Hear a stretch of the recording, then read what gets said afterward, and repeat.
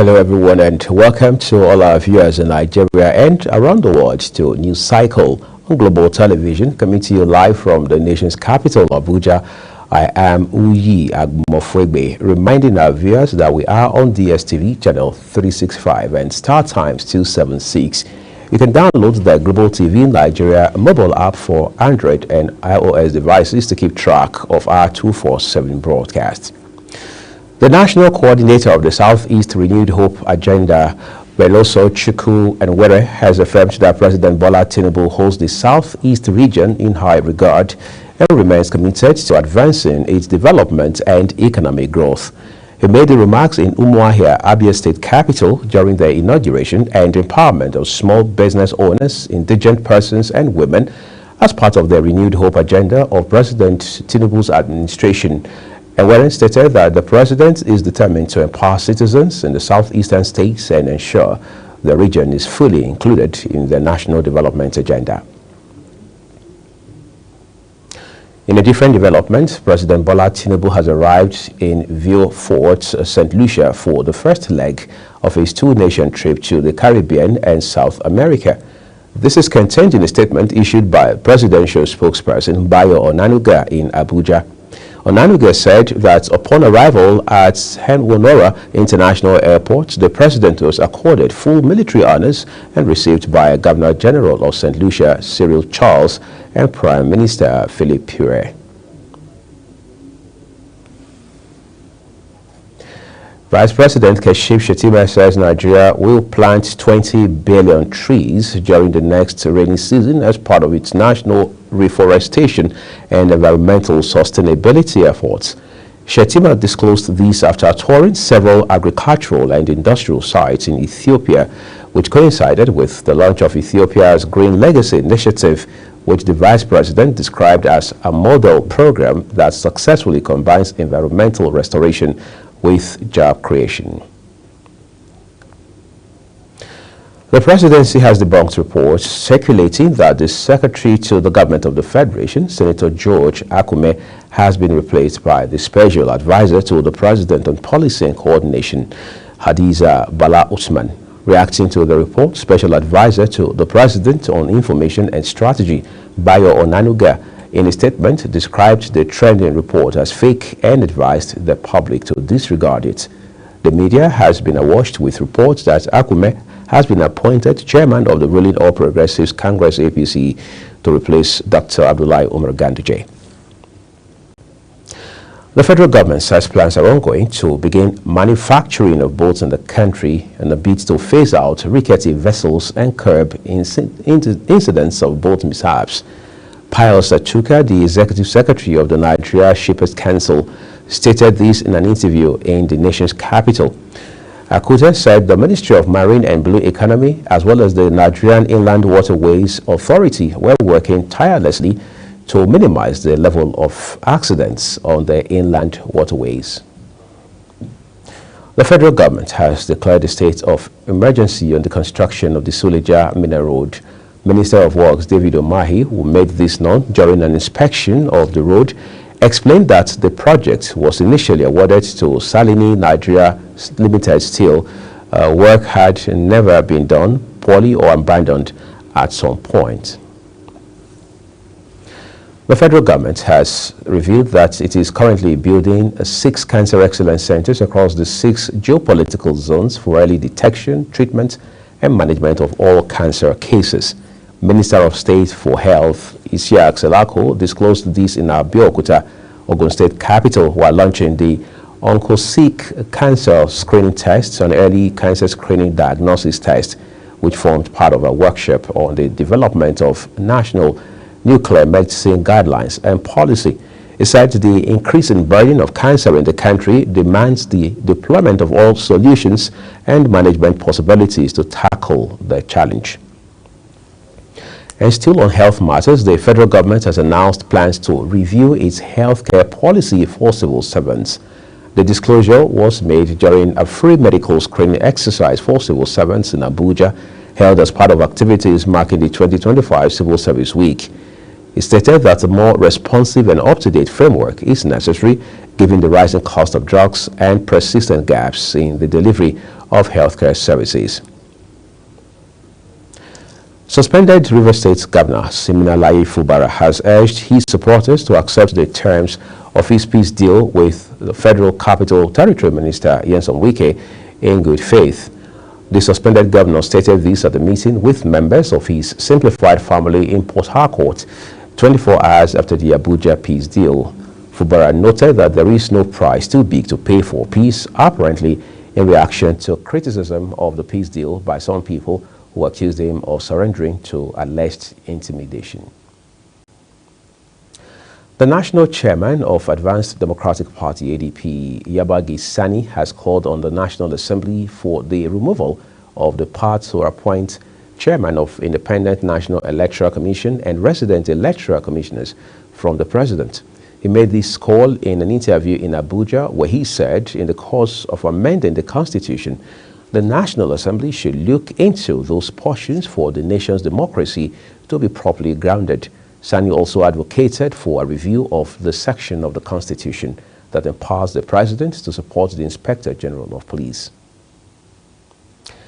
Enugu State Governor Peter Mba has debunked the speculations that he is leaving the People's Democratic Party (PDP), stating that he remains in the party. The governor made the rebuttal at an interactive session with members of the Nigeria Guild of Editors (NGE) in Enugu.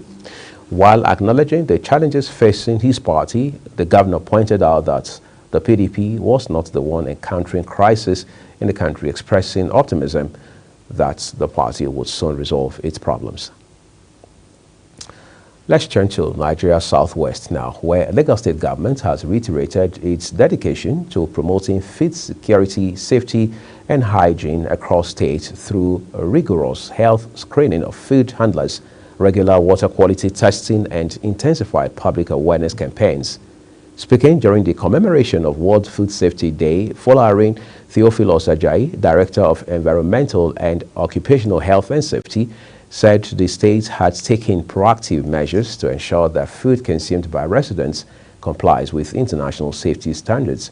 Ajayi also emphasized that the Safe Plate Initiative (SPI), signed into law by Governor Babajide Sanwo-Olu in July last year, remains a pivotal strategy in achieving this goal. This is Global Television. You're watching the live broadcast of News Cycle.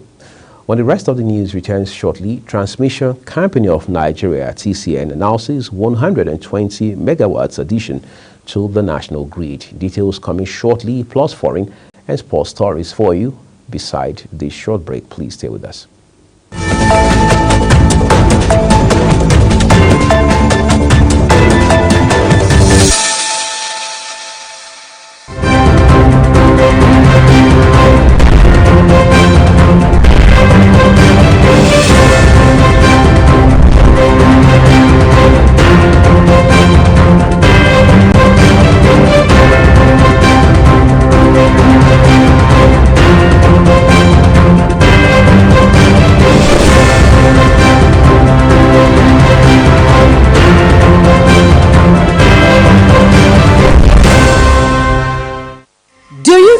That global television can be watched in Nigeria and all over the world. Download the Global TV Nigerian mobile app for Android and iOS devices to watch global television real-time from around the world. What are you waiting for? Start downloading and stay connected to global television.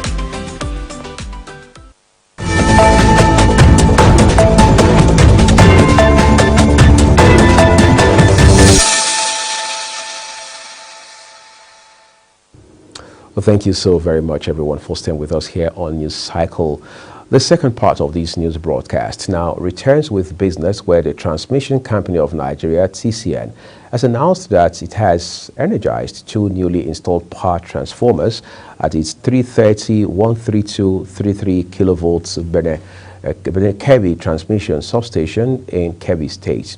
Spokesperson of the company, Ndidi Mba, made this known in a statement, stating that 100 megavolt amperes and 150 megavolt amperes transformers were energized yesterday, June 28.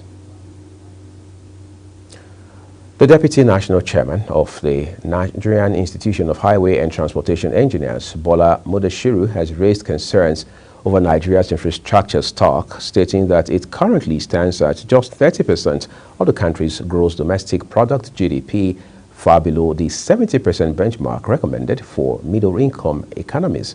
Mudashiru stated this while delivering a keynote address on the theme Nigeria Transportation Infrastructure, Navigating Progress, Challenges and Opportunities for Sustainable Growth at the 2025 Public Lecture and Induction Ceremony of New Engineers organized by the Nigerian Society of Engineers, Lagos branch, in collaboration with the institution. The Federal Inland Revenue Service, FIRS, has rewarded a micro, small and medium enterprises operator Raw Food and Beauty Research with 2 million naira and a brand new car for outstanding tax compliance. Executive Chairman of the service, Dr. Zaka Dedeji, represented by Director, Government and Medium Tax Payers Group, Dick Iri, gave the award at the 7th National MSMEs Awards ceremony in Abuja, highlighting the commitment of the organizations in recognizing micro and small taxpayers. Director General of the Intergovernmental Action Group Against Money Laundering in West Africa, Edwin Harris, has called on civil society organizations, national authorities, policymakers, and development partners to renew their commitment to the collective fight against money laundering and terrorist financing in the sub-region. Speaking at the opening of the Regional Sensitization Seminar for Civil Society Organizations on Anti-Money Laundering and Counter-Financing of Terrorism requirements held at the Radisson Blu in Lagos, Harris emphasized the strategic role of civil society in shaping policies, influencing public attitudes, and advocating for sustainable anti-corruption reforms. He described this, the group has disbursed $300,000 in 2025 to support 12 civil society organizations across West Africa in their advocacy work on asset recovery and financial crime prevention. On the foreign scene, the second largest party in South Africa's coalition government, the Democratic Alliance, says it is not scared to walk away from the coalition. At a press conference in Cape Town, the party's Federal Council chairperson, Helen Zille, stated that the Democratic Alliance is not afraid to go for the nuclear option. The United Nations nuclear watchdog chief stated these days after U.S. President Donald Trump insisted the month's attack has set Iran's nuclear ambition back by decades. Iran had a very vast...